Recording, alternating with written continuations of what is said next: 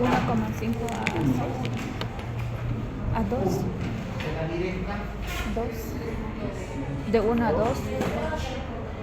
de 0 a 0, la más poquita es la indirecta, es la más.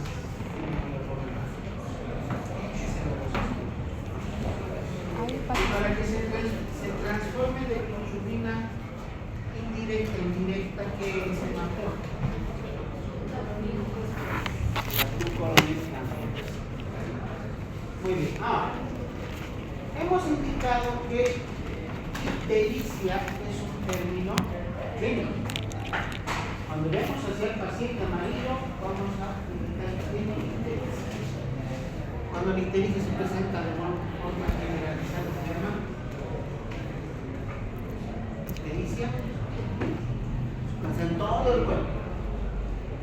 Toda la extensión de arriba abajo, de izquierda a derecha, universal, ictericia universal.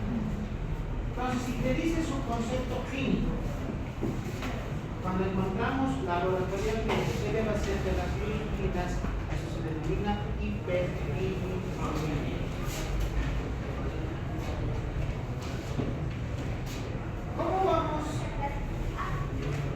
a enfocar el estudio de un paciente que tiene ictericia? A ver, parámetros. La edad. La hepatitis es una patología que se presenta sobre todo en personas jóvenes. Les dije, a mí me da hepatitis cuando tenía 5 años. Es muy común en niños, en personas jóvenes. En cambio, en personas que han pasado los 40, 50 años, ya no es imposible que les dé hepatitis, pero es lo menos probable. ¿Con qué patología estaríamos más cercanos? Con patologías de viabilidad, calviabilidad, heredofolitis, polaritis. Esas enfermedades son las que nos pueden dar ictericia en una persona. En cuanto al sexo, el sexo femenino tiene mayor probabilidad de patologías ciliares.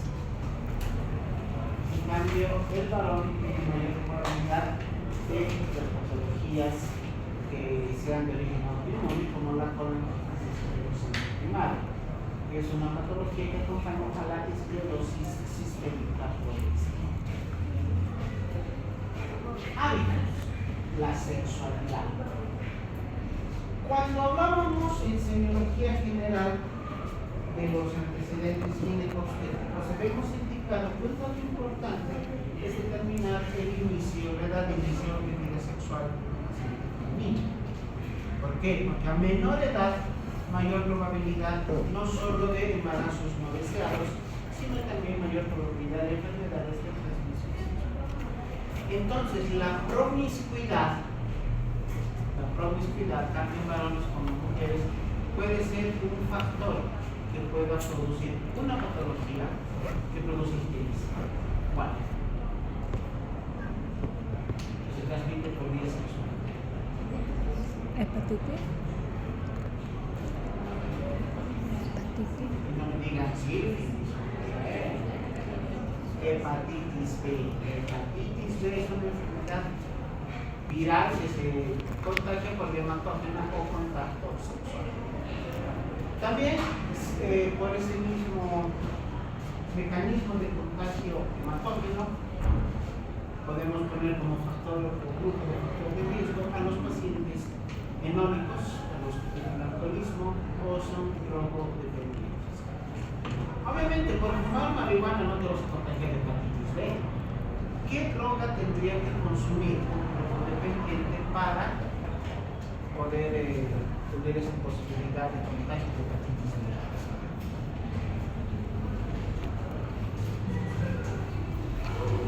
No te da por fumar marihuana, tampoco por inhalar cocaína. ¿Vale?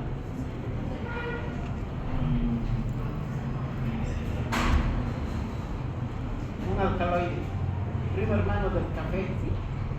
Tabaco, cocaína. Su primo hermano realmente. cuya vía de administración es la heroína, primo hermano de la cafeína, primo hermano de la cocaína, todos son alcaloides. ¿Por qué creen que el café es tan adictivo? Porque es un alcaloide, tiene la misma probabilidad que la cocaína de producir azúcar. Entonces, drogodependientes con el consumo de heroína tienen la misma probabilidad de contagiarse de una hepatitis B. Lo mismo que tatuajes, piercings, uso de piercings en cualquier lugar del cuerpo. Puede ser en tu nariz, en el ombligo, en genitales, donde sea que se tengan los piercings. Es como la misma probabilidad de que tengas contagiante de una enfermedad de este tipo, como los tatuajes, por el hecho del uso de las agujas. O sea que por colocarte un piercing, por hacerte un tatuaje, no solo estás en riesgo de contraer hepatitis B, sino cualquier otra enfermedad de transmisión hematológica, incluido el VIH. Y la ingesta de medicamentos. Hay fármacos que son potencialmente hepatotóxicos. A ver, menciónenme un mito. Bonito.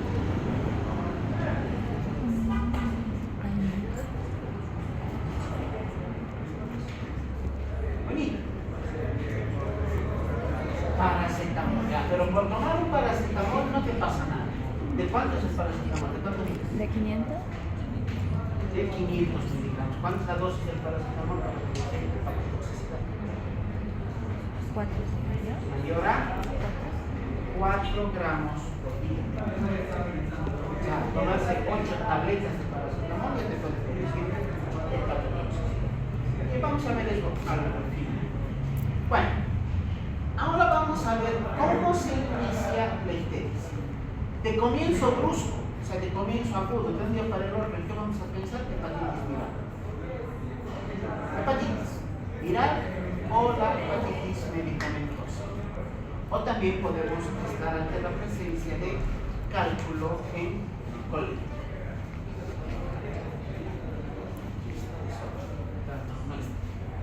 A ver, en ese mismo concepto, el paciente ha sido internado para que le hagan una colecistectomía. Le sacan la vesícula hoy por X o Z motivo. Lo operan y la operación un éxito, sin complicaciones, sin infecciones. El paciente está en recuperación hoy y mañana, en la mañanita, cuando tú lo vas a ver para hacer su evolución diaria, lo ves, hijo, como el Pikachu. ¿Qué ha pasado? El antecedente inmediato, la cirugía. Si se van a dedicar a la cirugía, según ustedes quieren ser cirujano de abdomen, tomen en cuenta lo que les estoy comentando. ¿Para qué no te pasa? ¿Qué creen que ha pasado?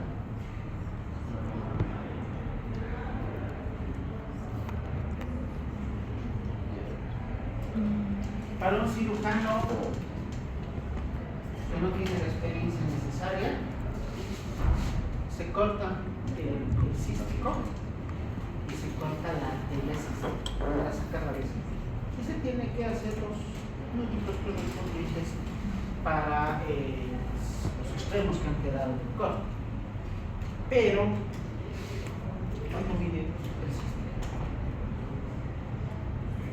¿Cuánto mide el coledo?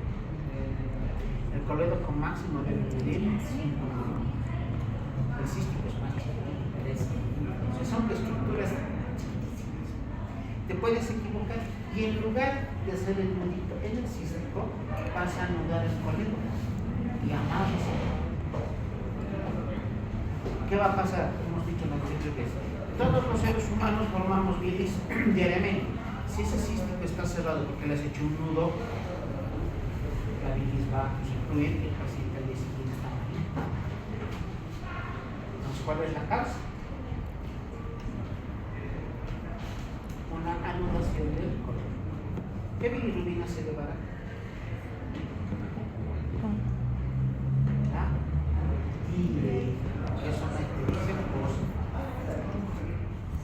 ¿Qué hay que hacer ese rato? Juntar a quirófano otra vez, cortar ese nudito para que el flujo de la bilis se normalice. Bueno, entonces, esa es otra causa de ictericia de inicio brusco. Las hepatitis, hemos indicado hepatitis viral, hepatitis medicamentosa, los cálculos en colédoco o la anudación de la vía biliar post-cirugía.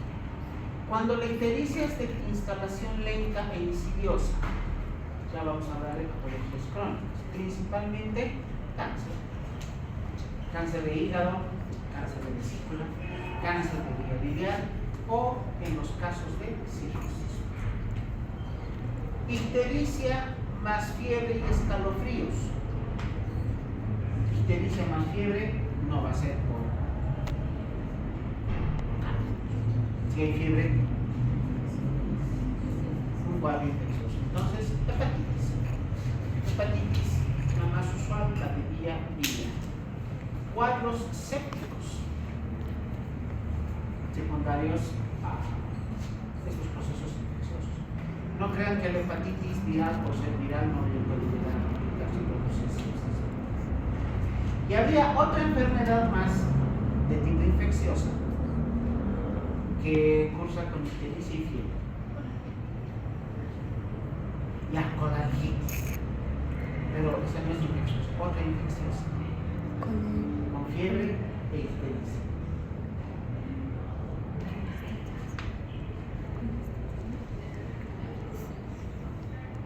Una de las principales causas de ictericia prehepática. Se las he mencionado anteriormente.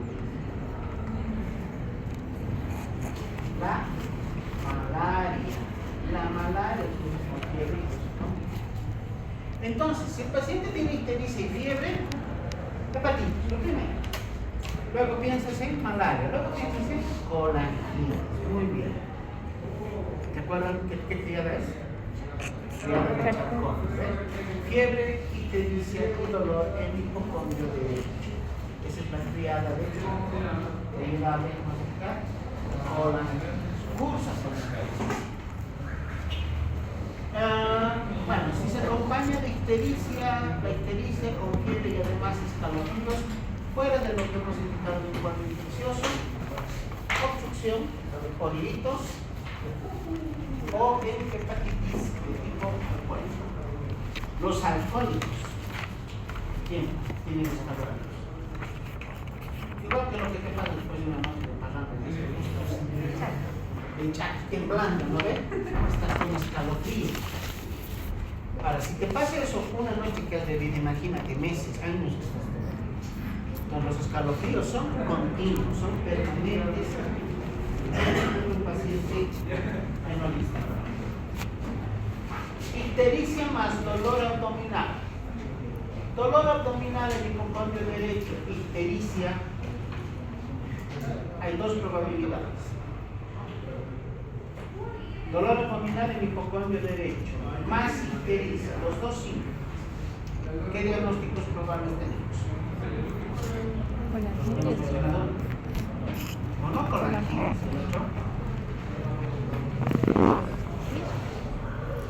Coledocolitis. Si hay ictericia y hay dolor en el hipocondrio derecho, coledocolitis y colangitis. Dolor que es continuo, permanente, a lo que hemos denominado en semiología del dolor, el dolor solo, que es de leve a moderada intensidad. El paciente lo refiere más que dolor como molestia. Es continuo, no calma. Llega un momento en que el paciente se acostumbra a la presencia. Ese dolor solo, permanente, continuo, pulmones. Lo más probable un hepatocarcinoma. Es la patología más común en clásica. Ictericia con prurito. A ver, ¿por qué se presenta el prurito en un paciente con ictericia? Primero, ¿qué es prurito? Escozor continuo. ¿Por qué se presenta prurito en un paciente con ictericia?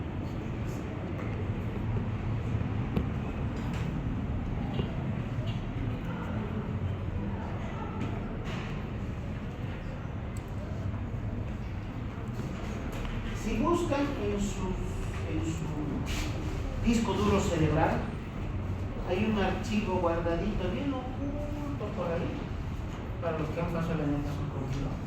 Porque cuando hacíamos historias de enfermedades de vesícula y de esto, una de las características clínicas y les he explicado por qué el paciente con ictericia tiene colitis.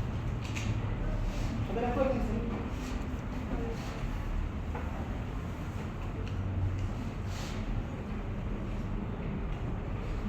El prurito se produce por acumulación de la bilirrubina a nivel subcutáneo. ¿Qué ocasiona la bilirrubina? ¿Qué hace la bilirrubina? Va a irritar y sobreestimular a los receptores sensitivos de la piel, a los corpúsculos de Meissen.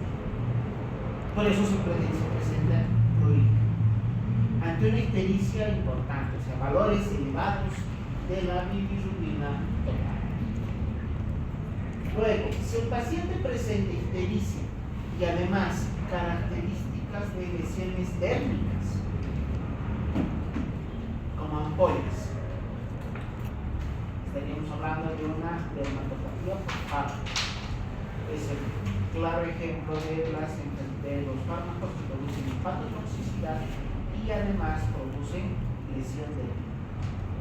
¿Han escuchado de la enfermedad de Reye o síndrome de Reye? Busquen. La van a buscar y la van a ver. Reye. Es una enfermedad que se presenta con lesiones dérmicas severas secundarias a un cuadro de hipersensibilidad. En palabras sencillas, por alergia a medicamentos. Si se acompaña de ictericia, entonces, además del daño cutáneo, estamos en el daño hepático. Fiebre más escalofríos, ya hemos dicho colangitis. Puede haber también dolor epigástrico con irradiación hacia la zona de la espalda, hacia la zona específicamente al ángulo costo-vertebral izquierdo. Pancreatitis o abscesos de páncreas o cáncer de páncreas. Es irradiación, ¿no ven? Que empieza acá y termina en el ángulo costo-vertebral izquierdo. ¿Cómo se denomina?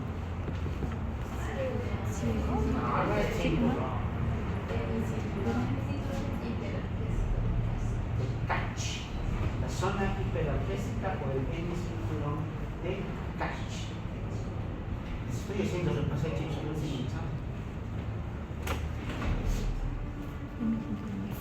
Bueno, entonces tomemos en cuenta que además de la ictericia, en un paciente, que está así malito, tenemos que evaluar la presencia de otros. El más común, la presencia de dolor. A ver, haciendo una rememoración de lo que hemos aprendido.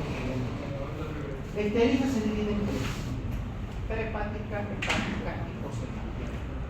En la prehepática, ¿habrá dolor abdominal?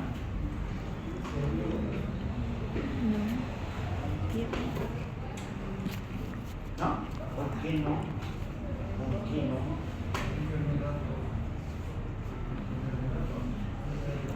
¿Por qué?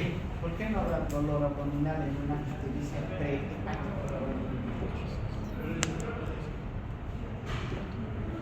El nombre lo dice, pues es prehepática, es antes del hígado. La malaria no da dolor abdominal. La anemia hemolítica no da dolor abdominal. ¿Qué causas más hemos mencionado de ictericia prehepática?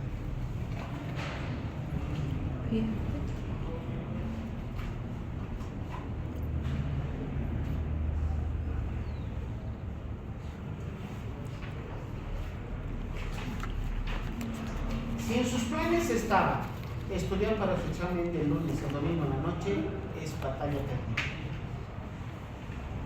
A esta altura ya deberían estar con todos los temas de semestre y estudiados. Ahora simplemente hacer un repaso, que es lo que estoy haciendo. Pero no me responde. ¿Qué causas hemos mencionado de ictericia prehepática? Malaria, anemia hemolítica, hiperesplenismo, múltiples transfusiones, reabsorción de grandes hematomas. Hemos mencionado como causas principales. Causas hepáticas, cualquier enfermedad que comprometa el hígado, cirrosis, hepatitis virales, hepatitis parasitarias, abscesos. Y como causas poshepáticas hemos mencionado cualquier patología que comprometa a la viabilidad, pero hablando de viabilidad del colédoco, no de la vesícula. Si les pregunto qué patología de vesícula cursa con ictericia, ¿cuál me responde? Ninguna enfermedad de vesícula cursa con ictericia, solo las de. Entonces, les decía, si el paciente está ictérico, tenemos que investigar la presencia de otras sintomatologías, principalmente el dolor abdominal. Pero el dolor abdominal solo se va a presentar en causas hepáticas y poshepáticas. Las prehepáticas no tienen dolor abdominal. ¿Dónde se presenta el dolor abdominal? A nivel de hipocondrio derecho. Si tu paciente se agarra aquí debajo de la costilla y está amarillo, tú dices ictericia hepática o poshepática, una de las dos. Pre no puede ser, pero es hepática o poshepática. Y en base a la sintomatología vamos a determinar si es secundario a enfermedades del hígado o es secundario a enfermedades de vía biliar. Repasemos las enfermedades de vía biliar. ¿Cuáles son las principales? De vía biliar, no de vesícula. Colangitis y coledocolitis. ¿Qué síntomas tiene la coledocolitis? Ictericia.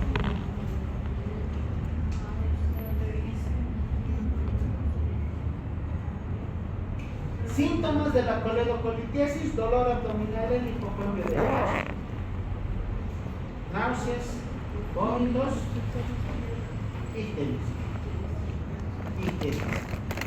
¿Qué síntomas tiene la colangitis, que es la infección del coledo?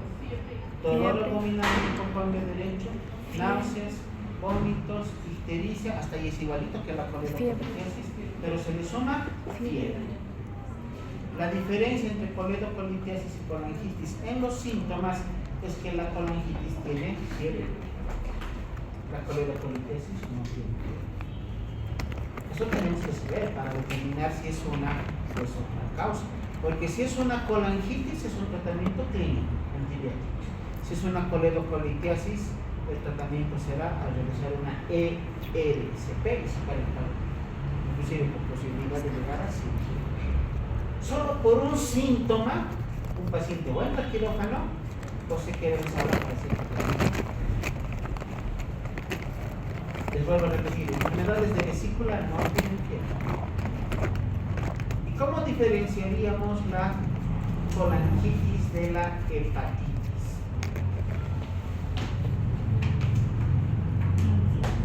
La hepatitis, ¿qué síntomas tiene? Dolor abdominal en el hipocondrio derecho, náuseas, vómitos, ictericia, fiebre. Igualito que la colangitis. ¿Cómo diferenciamos una de otra?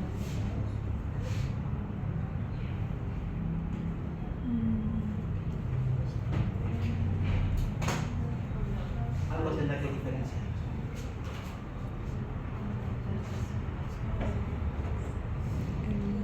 La diferencia es clínica, pero no se determina con la anamnesis, se determina con el examen físico. En el examen físico, ¿qué diferencia habrá entre una y otra? La han pasado. Mañana tienen que dar el examen. ¿Cómo van a dar su examen mañana en práctica si no me responden lo que estoy preguntando ahorita?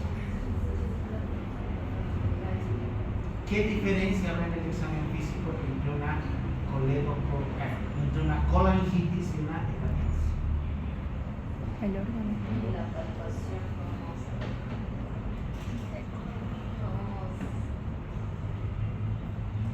Hepatitis. La hepatitis tiene hepatomegalia. La colangitis no tiene. O sea, clínicamente son similares, idénticas, Pero en el examen físico vas a encontrar hepatomegalia y no hepatitis. ¿Qué maniobra harías para determinar hepatitis? Bien, hepatomegalia. Multa. En serio, Multa. Qué grande. Multa, Gilbert, ¿no? Marcos, Chaufa, Charles. Güemes, Lena, Chevoto. Cualquiera de esas maniobras tienes que realizar, tienes que poner en práctica para poder identificar hepatomegalia. En la historia clínica, cuando tú digas hay hepatomegalia, hay esplenomegalia, hay aumento del tamaño del páncreas o de cualquier órgano abdominal, o encuentras dolor en la costilla derecha, siempre tienes que indicar qué maniobras realizar. Para eso están aprendiendo. Porque les he contado en el internado, me dicen hepatomegalia 6 centímetros por debajo del resorte costal. Al interno, ¿qué maniobras has hecho? No saben. O sea, de memoria hacen las cosas. ¿Qué me han respondido una vez? No hemos hecho maniobras. ¿Cómo han determinado hepatomegalia? La ecografía dice hepatomegalia.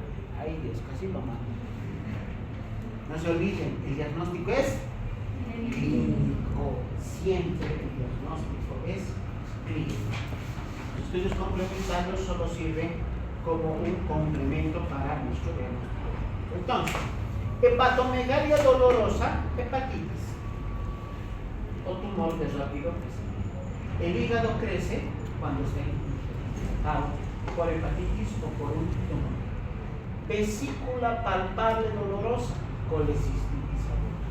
Puedes llegar a palpar la vesícula cuando esta aumenta de una manera importante de tamaño. ¿Qué más vamos a evaluar? El prurito. ¿Por qué se presentaba prurito? Por acumulación de bilirrubina y irritación y sobreestimulación de los receptores cutáneos por la bilis. Pero tomen en cuenta de que el prurito es una manifestación de colestasis. ¿Qué era colestasis? Colestasis.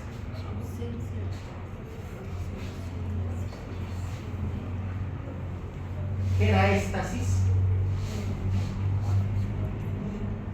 No, aumento no, éstasis.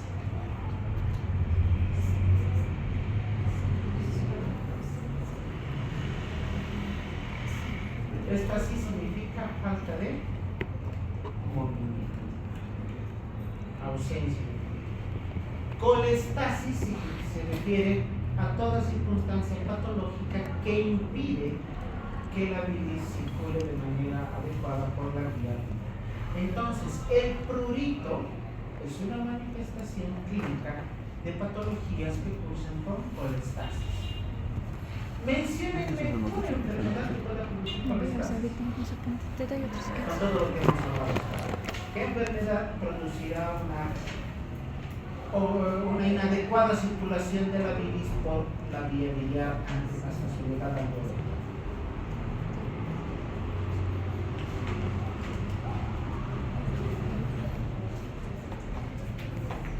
Lo hemos mencionado en esta tarde por lo menos 5 veces.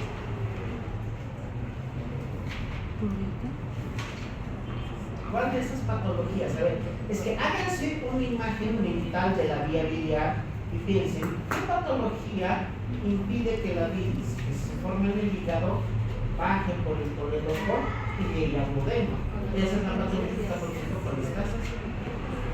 ¿Cuál? Coledocontitis es una de muchas. Entonces dice, el prurito es manifestación de la colestasis. Luego, si tenemos ictericia más deterioro del estado general, pérdida importante de peso. Cuando el paciente pierde peso de manera involuntaria, lo primero que pensamos es en cáncer. En segundo lugar, diabetes. En tercer lugar, en tercer lugar, enfermedad que pierda peso. de manera Cáncer. hipertiroidismo, ¿no? De una manera no planificada. Las tres enfermedades que cruzan con pérdida de peso: cáncer, diabetes y hipertiroidismo. La más común, el cáncer. El paciente pierde peso, lo primero que piensas tiene cáncer. Es hasta que no se demuestre. Ictericia en pacientes operados recientemente. Ahí está, aquel. Daño o ligadura del conductor biliar común. Se ha ligado erróneamente. El cirujano no conocía bien la anatomía de la vía biliar y ligó el coledoide.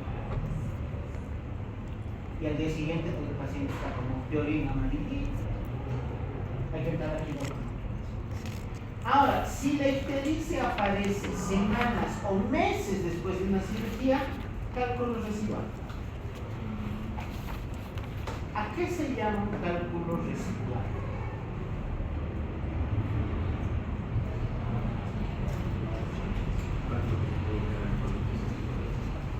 Cuando tengas un paciente que tiene cálculos en la vesícula, tienes clínica para poder diagnosticar cálculos. Ya hemos hablado. No hay ictericia, solo son cálculos en vesícula. ¿Qué síntomas son? Dolor abdominal en el botón derecho, náuseas, vómitos. Y por éxito. Esos síntomas son de cálculos en vesícula. No hay ictericia. Dolor abdominal en el botón derecho, náuseas, vómitos. Tú revisas, maniobra de Moore positiva, descartas patomegalia, ¿no?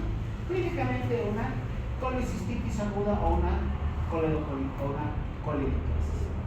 Saco ecografía. Y en ecografía me dice efectivamente hay aumento del tamaño de la pared de la vesícula, con lo que confirmamos una colecistitis, pero al mismo tiempo hay pielitis. El diagnóstico será colecistitis litis. ¿Qué tienes que hacer? Opera. Sacas la vesícula. Antes, ¿qué se hacía? Estoy hablando siglo pasado, más o menos década de los 60. No había laparoscópica, parece.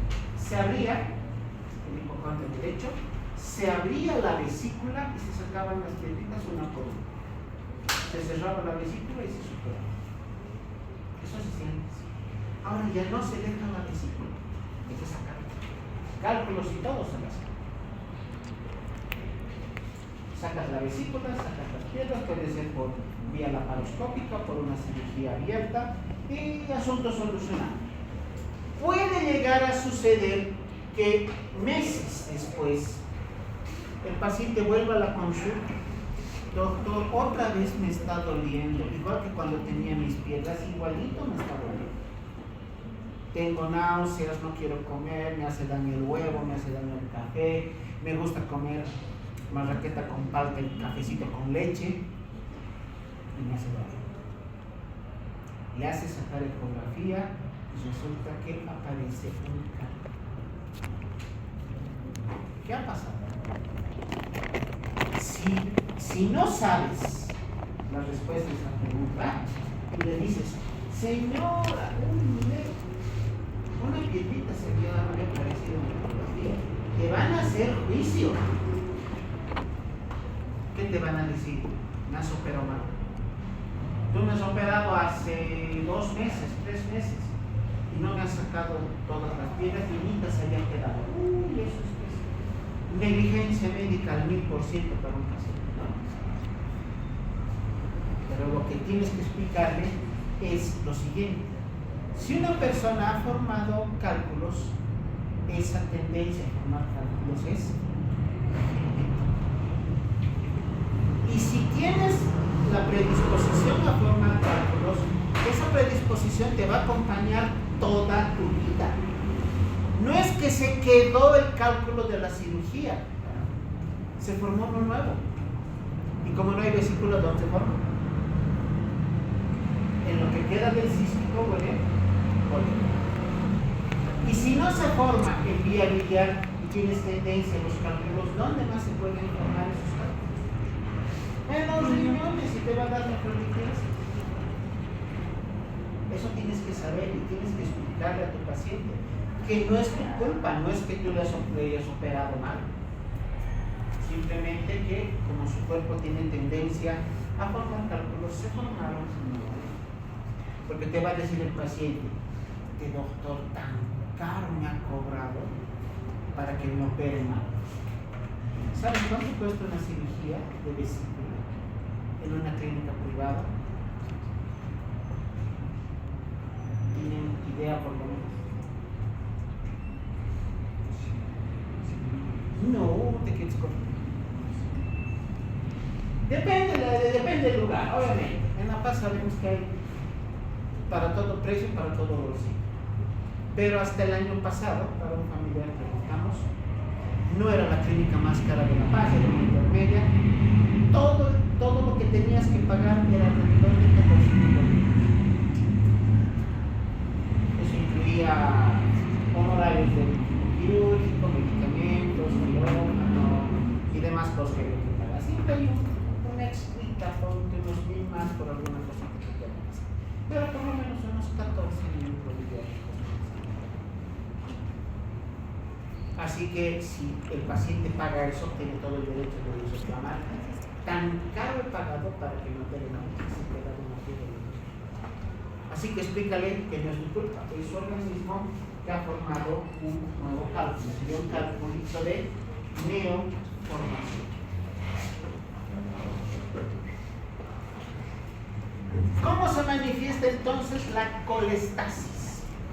Esa situación que hemos indicado que se caracteriza por la disminución o ausencia de la circulación adecuada de divisas sanguínea. Pruri, ya hemos explicado por qué. Astenia. ¿Cuál es la diferencia entre astenia y adinamia?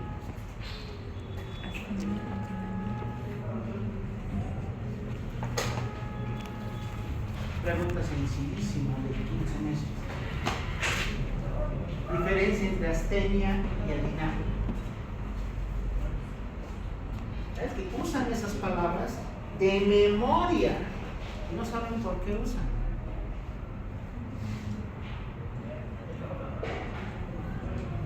¿Qué es astenia? Lo que el paciente refiere como debilidad. Debilidad muscular, debilidad generalizada, decaimiento, eso se llama astenia. Y adinamia, falta de fuerzas. En palabras sencillas. Entonces el paciente con prurito tendrá astenia. Va a tener osteodistrofias. ¿Qué será una osteodistrofia? Osteo, hueso, que es una distrofia. ¿Tendrá algo que ver con la atrofia o la hipertrofia, que es una distrofia? Forma, ¿no? ¿Qué es atrofia?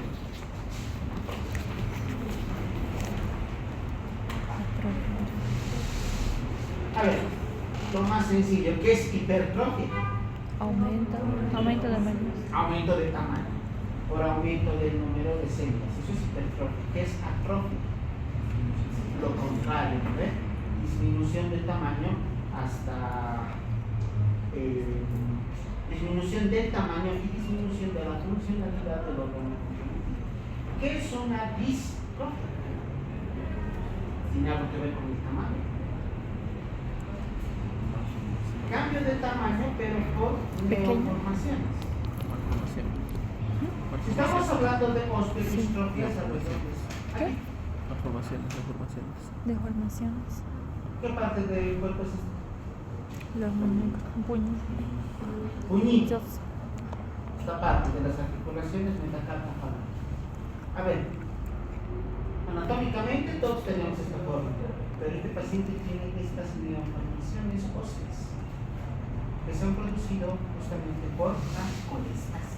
Eso se llamará osteodistrofia. ¿Qué son los santomas? Ahí está. Si no me responden esto, les hago volver aquí. ¿Qué son qué? ¿Qué son los santomas? Hay dos conceptos similares, santoma y santelasia. Oma, cuando la palabra acaba en oma, Cáncer, masa, melanoma, hepatocarcinoma, Es un síntoma, un síntoma después de una enfermedad o una manifestación. Coma no es sinónimo de cáncer, tampoco significa tumor. ¿Qué significa? Neoformación. O sea, apareció algo que no debería aparecer. En términos facilitos, ya sencillo, un tumorcito que tiene en su interior santoma.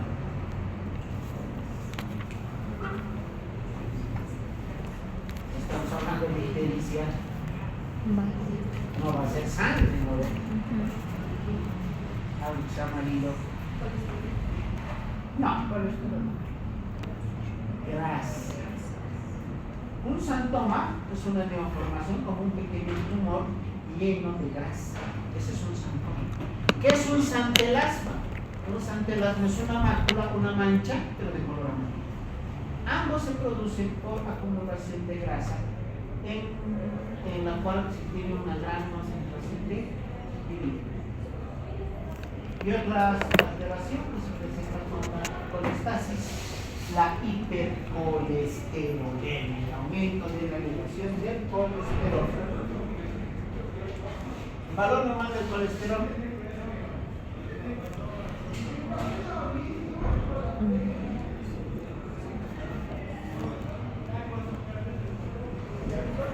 Tenemos que conocer al colesterol de los triglicéridos.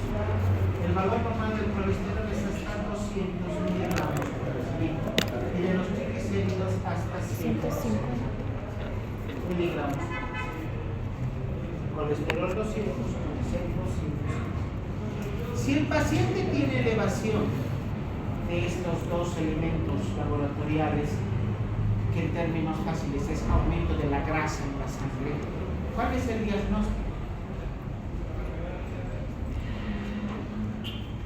El diagnóstico es dislipidemia.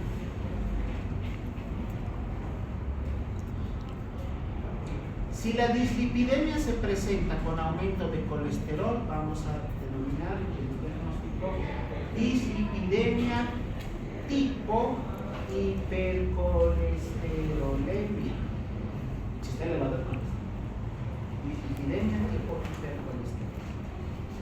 Si están elevados los triglicéridos, será dislipidemia tipo hipertrigliceridemia.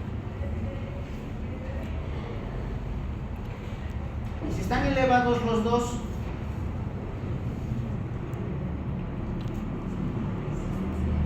dislipidemia mixta. Muy bien, hacemos otro punto. ¿Cómo se diagnostica cirrosis? Por si acaso decir cirrosis hepática es redundante. No hay cirrosis del ojo, no hay cirrosis del corazón, así que cirrosis hepática está bien. ¿Cómo se diagnostica cirrosis?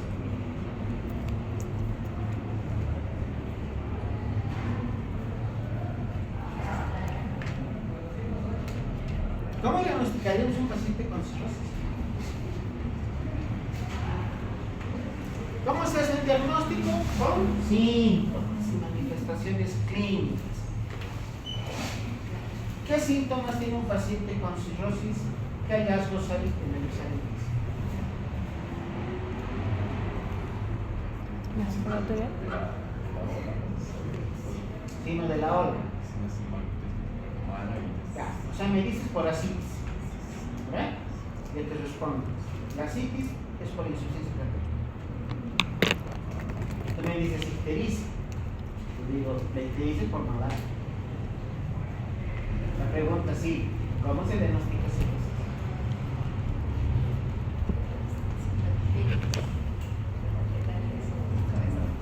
Cabeza de medusa, no es por cirrosis. Es por hipertensión. ¿Cómo se diagnostica cirrosis? Cirrosis se da igual, ¿no? Parece tan facilito, ¿no? Pero no. Es que no sé qué tipo de Bueno, cirrosis. sí es. Lo que pasa es que se están perdiendo el universo de los síntomas que están tratando de justificar síntomas de la cirrosis con síntomas de otros pacientes. Cuando les hago esta pregunta, pregunta, ¿qué me responden? Lo mismo que ustedes. ¿Cómo se diagnostica cirrosis? Con ictericia, con ascitis, con hepatomegalia, con circulación colateral intravenosa. ¿Qué les responden? La ascitis puede ser por insuficiencia renal. La cabeza de medusa por hipertensión portal. La hepatomegalia por hepatitis. ¿Cómo se diagnostica cirrosis? Para diagnosticar cirrosis tenemos unos cuantos elementos clínicos que se denominan estigmas. Estigmas del cirrótico. Pero si los googlean, estigmas del paciente hepatopata crónico. Hepatopata crónico. Estigmas, así con esa palabra, estigmas. ¿Cuáles son esos? Prácticamente son patognomónicos cuando se juntan todos, ¿no? De cirrosis. De arriba hacia abajo. Número 1, hipertrofia parodídea. Hipertrofia de glándulas parótidas. No estamos hablando de parotiditis ni de papera. Hipertrofia de glándula parótida. Número 2, telangiectasis. La presencia de esas lesiones cutáneas que también se denominan arañas vasculares o spider vasculares. Luego, bajando a nivel del tórax, si es varón, ginecomastia.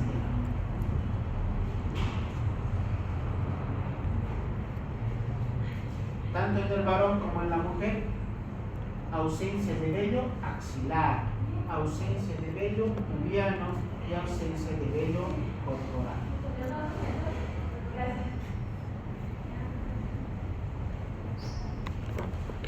Más abajo, en el varón, hipotrofia testicular.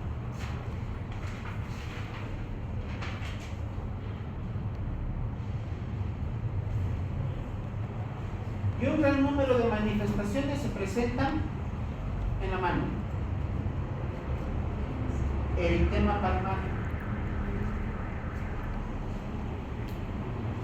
Luego, hipotrofia de eminencia estenar e hipotenar. Estas dos. Eminencia estenar e hipotenar.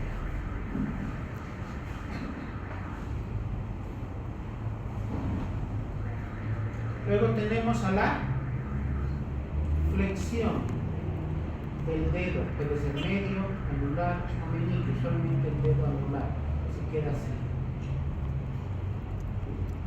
Por fibrosis del tendón flexor. Eso se llama contractura de Dupuytren. Contractura de Dupuytren.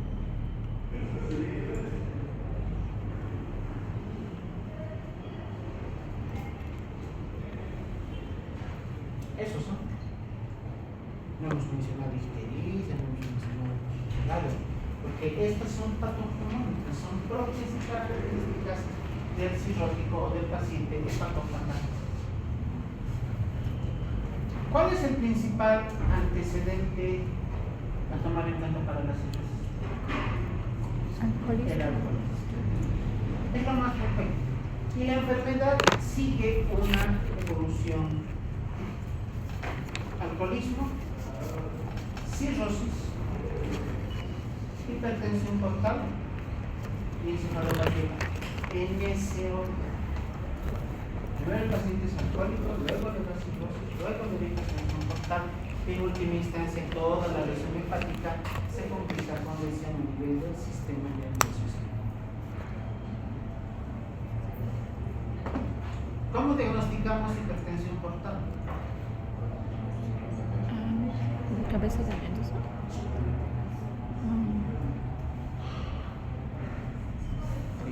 El clínico internos en Les pregunto siempre esto, inclusive a los de noveno, ¿qué me dicen? Con ecografía, ¿no? semiógrafo. Diagnóstico es clínico. La ecografía doble te ayudará con ¿cómo se diagnostica? ¿Qué les he dicho? ¿Se acuerdan? ¿Se acuerdan? Tú eres el estómago. ¿Se acuerdan? Tú eres el estómago cuerpo es el estómago. Así que hay 4 manifestaciones clínicas.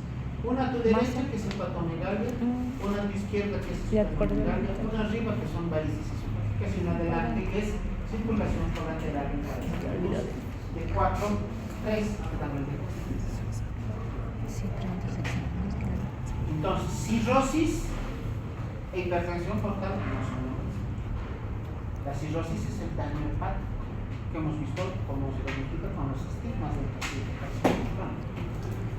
La hipertensión portal es una complicación de la cirrosis que se produce por aumento de presión dentro de la glucosa. Bueno, sigamos. Aquí están imágenes, miren las arañas vasculares, el eritema palmar, ahí tenemos la hipertrofia parotídea, la contractura del tren, menciono también ginecomastia y ausencia de vello axilar y uvear. Y la circulación colateral, aquí está, circulación colateral en cabeza de medusa. Este paciente ha pasado por cirrosis, pero ha evolucionado a un estadio más complejo, que es el síndrome de hipertensión portal. La hipertensión portal tiene esplenomegalia, tiene hepatomegalia, varices esofágicas y la circulación colateral en cabeza de medusa. También puede haber colestasis por cáncer. Aquí está la vía biliar. Este es el colédoco, este es el conducto pancreático, ambos desembocan a la ampolla de Vater y ambos eliminan al duodeno a la segunda porción por el esfínter de Vater. ¿Qué patología neoplásica producirá colestasis que impida la circulación de la bilis? ¿Cuál? Esto que parece algodoncito, ¿qué será? Anatómicamente.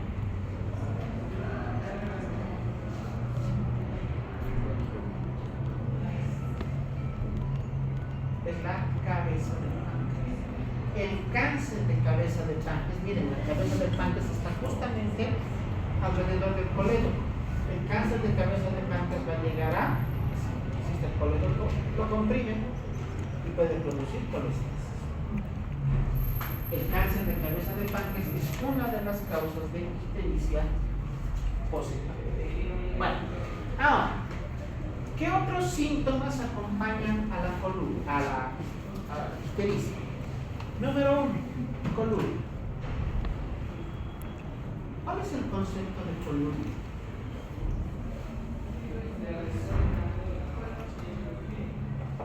Color.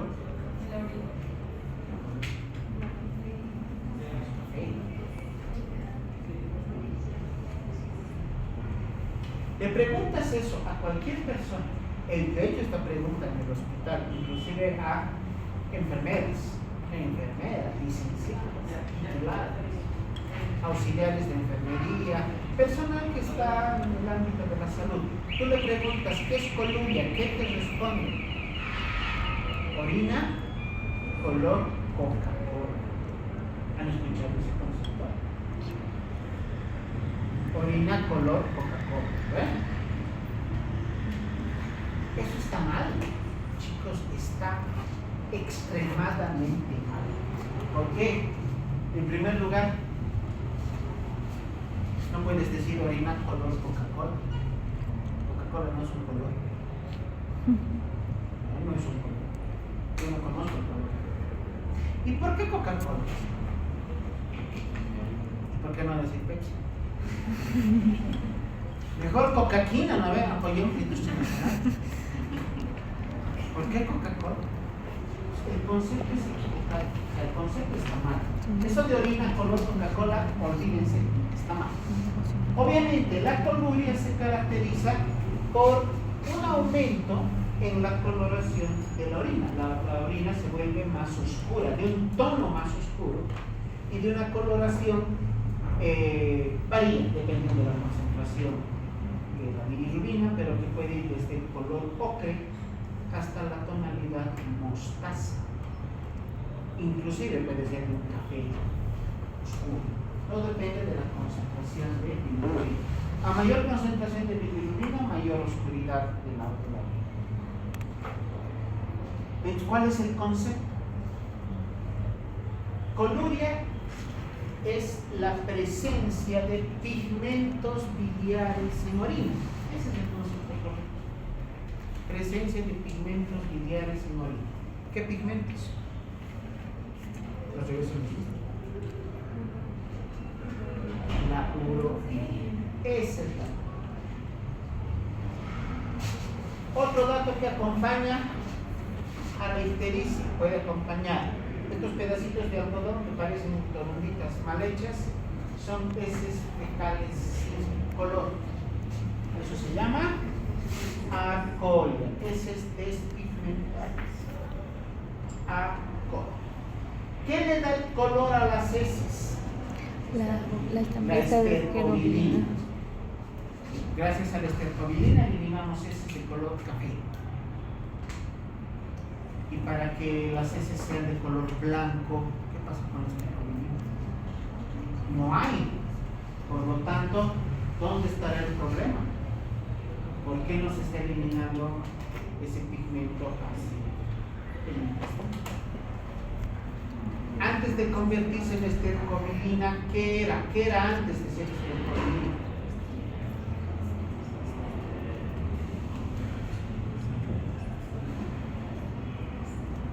Estercobilinógeno, y antes de ser estercobilinógeno, ¿qué era? Bilirrubina, ¿cuál? Directo. Bilirrubina directa. ¿Y dónde se está formando la bilirrubina directa? ¿Y por dónde se elimina? Por la vía biliar. Entonces, si no hay estercobilina, es porque no hay estercobilinógeno. Si no hay estercobilinógeno es porque no hay bilirrubina directa. Hay algo que está impidiendo que la bilirrubina directa se elimine a la vía biliar, pero a la duodeno. Y de ahí al intestino delgado. ¿Qué será ese algo que impide que la bilirrubina directa fluya adecuadamente por la vía biliar? Una obstrucción de la vía biliar. Si tu paciente tiene entonces acolia, ¿en qué causa crisis? Primero, coledo familiar. En una coledo.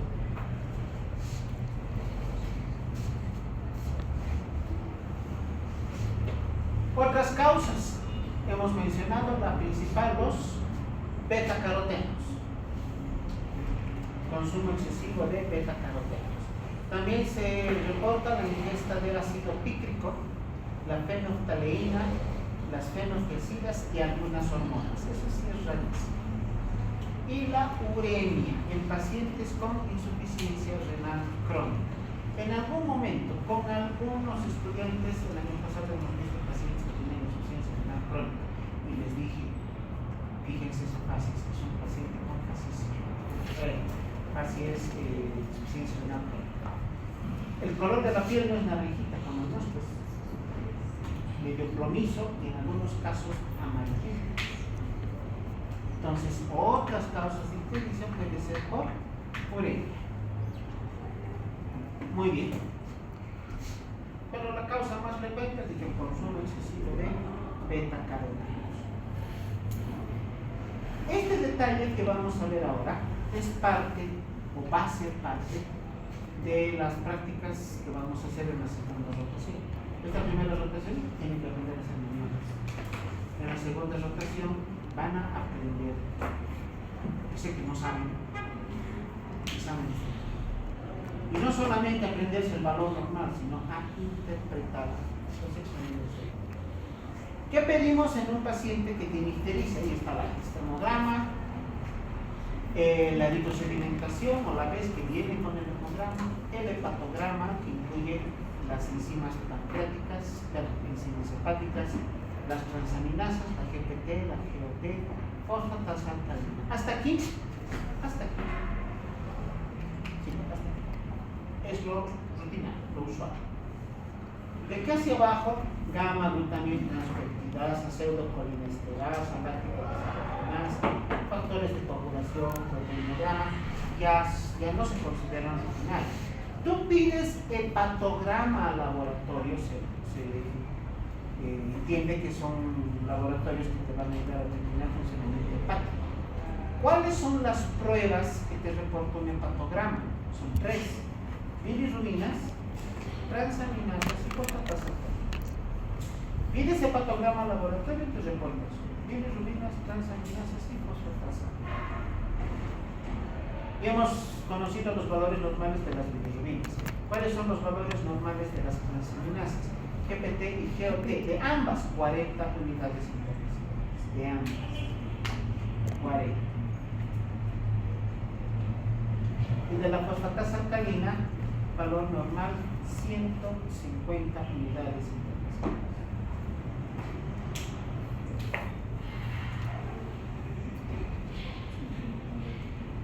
Ahora, ¿qué métodos de imágenes vamos a solicitar? Lo básico en ecografía, podemos también solicitar una tomografía computarizada, una tomografía simple, cuando la ecografía no nos ayude en el diagnóstico.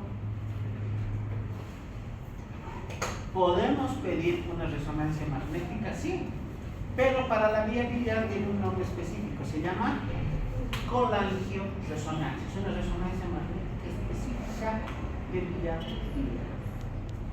Y en los estudios invasivos, este es el que nos interesa conocer, la ERCP. ERCP, en inglés. ¿Qué significa? Colangiopancreatografía retrógrada endoscópica. Haces la endoscopía, puedes canalizar el colédoco, se mete la cámara de televisión para ver el colédoco, ubicas el calculito y lo sacas, sin necesidad de operar a los pacientes. Es muy efectiva la realización de la ERC, colangiopancreatografía retrógrada endoscópica. A ver, empecemos con el hemograma. ¿Qué esperamos encontrar en un hemograma de un paciente con ictericia? A ver, ¿a qué nos orienta? Anemia usual en un cirrótico por deficiencia de absorción de la vitamina B12 del estómago. No es que el paciente tiene pérdida de sangre. A ver, para que entendamos. Cuando un paciente tiene anemia, solo pueden ser 2 causas: o está perdiendo sangre o no se está formando. Se pierde sangre por cualquier cuadro hemorrágico. Y cuando no se forman adecuadamente los glóbulos rojos, cuando hay lesión a nivel de la médula ósea o cuando faltan los componentes que son los encargados de producir la eritropoiesis, la vitamina B12 y la eritropoietina. En el cirrótico hay anemia por deficiencia de vitamina B12 que no se absorbe a nivel estomacal por la presencia de gastritis crónica en un alcohol, no en un bebedor social. Pancitopenia. ¿Qué es la pancitopenia? ¿Cuál es? Disminución de las 3 formas celulares, disminución de rojos, blancos y plaquetas. Pancitopenia común en los casos de ictericia que puse con hiperestesis. Si encontramos leucocitosis, la causa: proceso inflamatorio o infeccioso, hepatitis o estamos hablando de coledocolitiasis, que se complica con una colangiosis. Leucocitosis, hepatitis, algún otra situación infecciosa o con colangitis en la vía biliar. Luego, eosinofilia. ¿En qué se elevan los eosinófilos usualmente? Los eosinófilos se elevan en parasitosis. Pero en el caso de la ictericia, la eosinofilia orienta hacia a un origen por fármacos, una ictericia por fármacos. El valor de la BES, de la eritrosedimentación, de la velocidad de sedimentación globular, está elevado en casos de pacientes con cirrosis o necrosis. ¿Cuál es el valor normal de la BES? Velocidad. ¿Se acuerdan de física de colegio y una fórmula? Velocidad es igual a espacio sobre tiempo. ¿Cuánto es el valor normal de la velocidad de electrosedimentación? 10. ¿10 qué? ¿En qué mides la velocidad del auto? Kilómetros por hora, pero a veces no es kilómetros, es milímetros por hora. El valor normal de la vez, 10 milímetros por hora. Van a aprender con más detalle al próximo semestre en enfermedades reumatológicas que la velocidad de electrosedimentación y la PCR, ambas se llaman reactantes de fase aguda, se elevan en un proceso infeccioso o inflamatorio. No es específico. Bueno, en el hepatograma, ¿qué vamos a encontrar en un hepatograma? El hepatograma tiene bilirrubinas, transaminasas y fosfatasa alcalina. Hemos hablado respecto a las bilirrubinas la anterior clase, referido a lo que es la elevación de bilirrubina directa y la bilirrubina indirecta. ¿En qué casos se eleva la bilirrubina indirecta? En una ictericia prehepática, malaria, hiperesplenismo, anemia hemolítica, etc. ¿En qué casos se eleva la bilirrubina directa?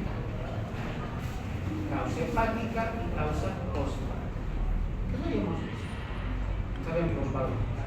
Ahora, al hablar de transaminasas, las transaminasas, la GPT y la GOT, o también denominadas ALT, AST, que vienen a ser más conocidas como GPT y GOT, son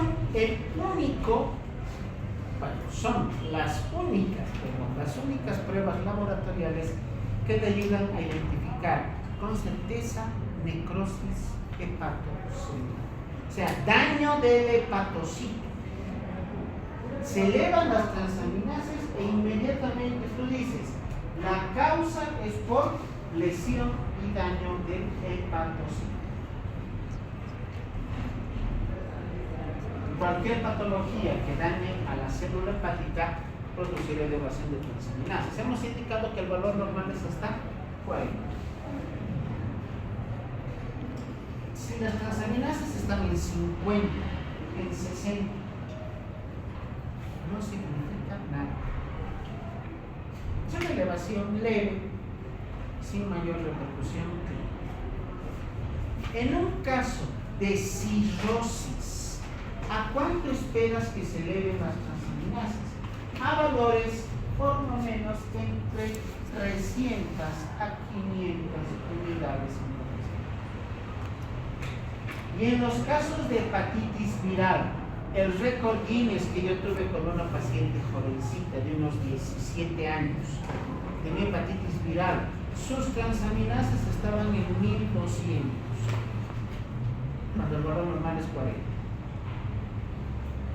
O sea, que una elevación leve no significa nada. Para hablar de patologías severas del hígado tiene que ver también con elevaciones severas. Y el valor normal de la fosfatasa alcalina hemos indicado 150 unidades internacionales. ¿En qué caso se va a elevar la fosfatasa alcalina? Cuando tengamos obstrucción de la vía biliar. En casos de obstrucción de la vía. Pero igual que con las transaminasas, si de 150 sube a 180, no pasa nada. Para tener un valor coherente con un proceso obstructivo de la vía biliar, la fosfatasa alcalina tiene que elevarse a un valor por lo menos 3 veces por encima de su valor normal. Si el valor normal es 150, estamos hablando de 450 para el día.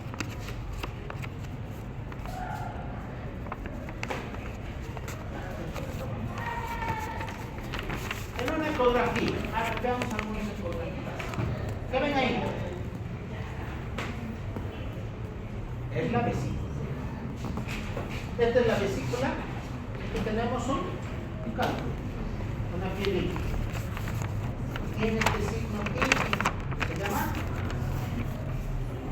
sombra acústica o sombra sónica. Este es un cálculo único. Esto también es la vesícula. ¿qué será este tamaño o blanco que tiene en su interior? Pues es barro, no es cal, es barro biliar. Pero ese barro biliar en algún momento se puede solidificar y volverse un cal. Es como el barro que hay en cualquier lado, que si lo formamos bonito y en forma de cubo se puede volver a doble. Entonces el barro biliar es el inicio de la formación de los callos. Este es el hígado, esta es tomografía y este es el hígado. El hígado tiene una estructura uniforme, pero acá tiene distintos colores, distintas tonalidades, cromo más oscuro, cromo más claro, aquí casi negro. ¿Qué creen que sea? No es un hígado normal. No, en la cirrosis el hígado es eso. Hígado graso por la presencia de estas lesiones. Alguien nos está boicoteando. Por la presencia de esas lesiones blanquecinas podemos decir hígado graso. Pero por esas imágenes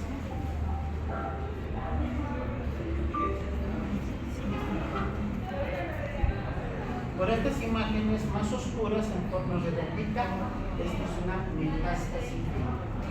O sea, hay una patología neoplásica en algún lado que ha metastasizado. Entonces, este hígado está crecido, fíjense, aquí está la línea media, aquí está la vértebra, la apófisis espinosa. Podríamos trazar una línea, y esta es la mitad derecha, esta es la mitad izquierda,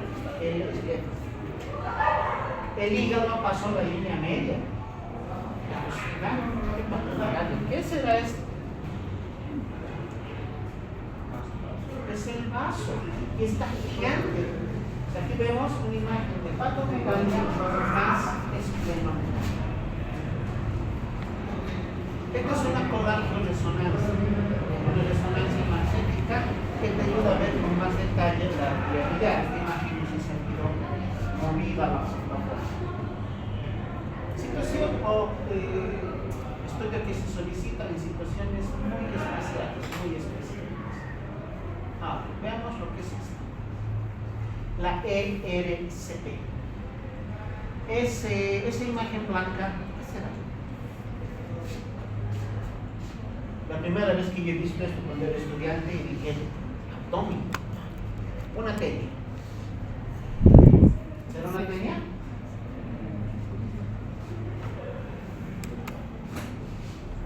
¿Será una tenia? No. ¿Qué es entonces? El colédono, no se vuelve a utilizar el papá.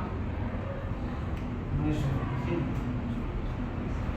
Lo que ven ahí es el endoscopio. Es una radiografía donde se está viendo el endoscopio. El endoscopio, a pesar de ser de color negro, está hecho con un material refulgente. En los rayos X hay una para que se lo pueda. Entonces, metes el endoscopio hasta la ampolla de bata. Canalizas la ampolla y puedes introducir material, pinzas, tijeras, un montón de aditamentos que tiene el endoscopio. Si hay una piedrita que está tapando el colédoco, está aquí. Metes el endoscopio, hay una pincita que entra así cerrada, se abre, agarra la piedra, la jalas del duodeno y es una solución del paciente se va a su casa. Es un coledocrolitiasis antes se abría, se sacaba el cálculo y el paciente salió en recuperación casi 3 meses. Con la LSP 24 horas. Esa canastita se llama canastilla o pinza de Dornier, por si acaso para cirugía. Cirugía 1, técnica quirúrgica, nombre de las pinzas y demás. Canastilla de Dornier, que sirve para sacar el cálculo de la vía biliar con la PSP. Ahora, fármacos. Están aprendiendo farmacología y seguramente ya han visto un montón de grupos farmacológicos que pertenecen al grupo de los hepatotóxicos. el daño por los fármacos hacia el hígado es 100 veces más severo que el que puede ocasionar la aspirina en el estómago. Porque una aspirina en el estómago puede ocasionar gastritis, puede ocasionar úlceras, puede perforar el estómago, ya. Se opera, si es una cirugía oportuna, el paciente tiene buen pronóstico. Pero una hepatitis medicamentosa, una hepatopatía medicamentosa, es más compleja, más difícil de controlar y muchas veces de mal pronóstico. ¿En quién vas a sospechar una hepatopatía medicamentosa? En aquel paciente que de un momento a otro presente ictericia con el antecedente de estar consumiendo algún tipo de fármaco hepatotóxico. Hay una figurita, acá se las muestro. Fármacos hepatotóxicos. Tienen el mnemotécnico Vampires. La B chica, valproato. El valproato sódico, ¿para qué sirve?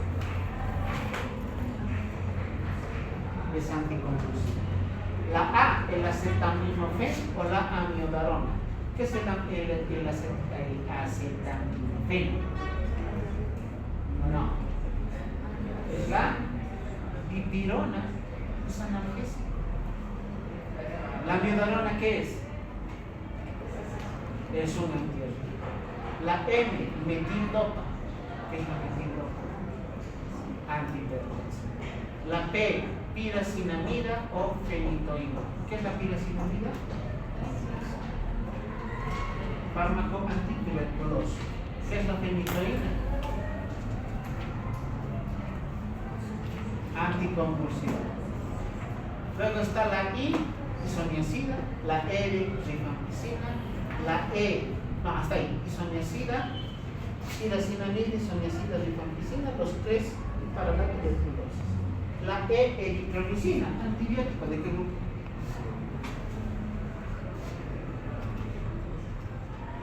Macrólidos. Y la simvastatina, primo hermano de la atorvastatina. ¿Para qué es la atorvastatina? Para el tratamiento de la hipercolesterolemia. Pues la simvastatina es un primo hermano de la atorvastatina. Esto que les muestro aquí es un simple mnemotécnico, nada más. No significa que estos sean los únicos. Te sirve para acordarte de los fármacos que son los más frecuentes, porque la lista es así de grande. Todos estos son los fármacos hepatotóxicos. Los que hemos mencionado en la anterior diapositiva son los más frecuentes. Miren, paracetamol, fluoxetina, aquí estatinas. A ver, un repasito. ¿La fluoxetina qué es? Es un antidepresivo lisíquico. Las estatinas, que son hipolipemiantes para el colesterol y triglicéridos. En esta lista, la nitrofurantoína, ¿para qué es? Es un antibiótico, pero eso es específicamente para infecciones. Para las infecciones urinarias. ¿El clopidogrel qué es?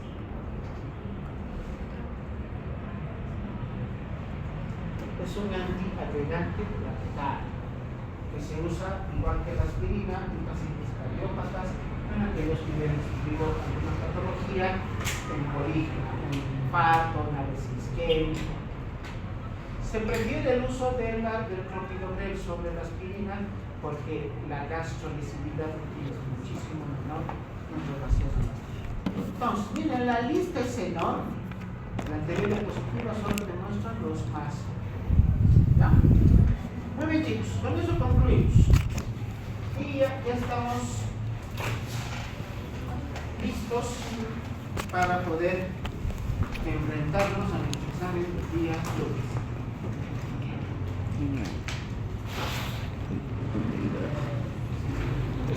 Recomendación, por favor, que se quede, no se haga así. No se haga así. estén, yo empiezo a las 5. Hoy día yo dije, pensé, me van a dar un autógrafo. He llegado a -10, solo estaba tú. No había nadie. El examen obligado que tiene en casa. ¿Qué? ¿Qué me lleguen tarde?